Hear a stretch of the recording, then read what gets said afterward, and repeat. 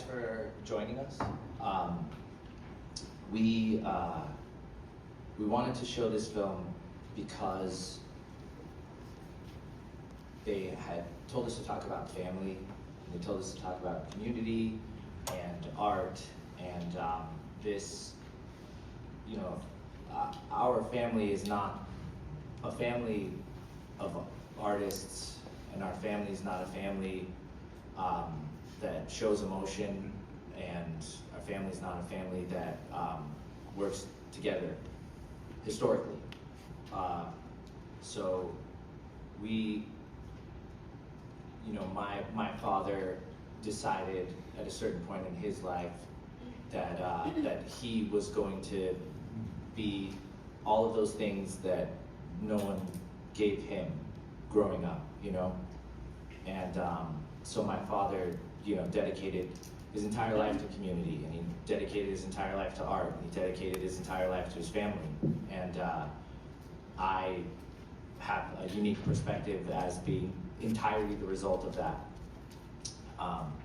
You know, I've sat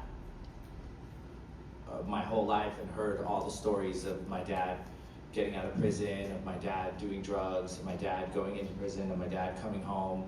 And the one thing that always kind of like stuck out is that there was no emotional support in any of that. And as a result, you know, like I myself am sober. I have 11 years sober. My dad has 57 years sober.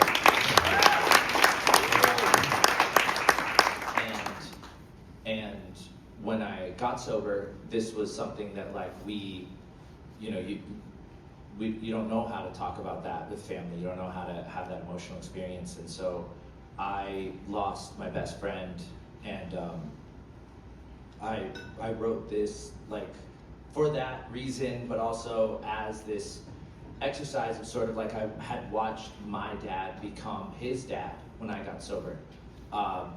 You know, he went from like, I love you kind of dad that raised me to like,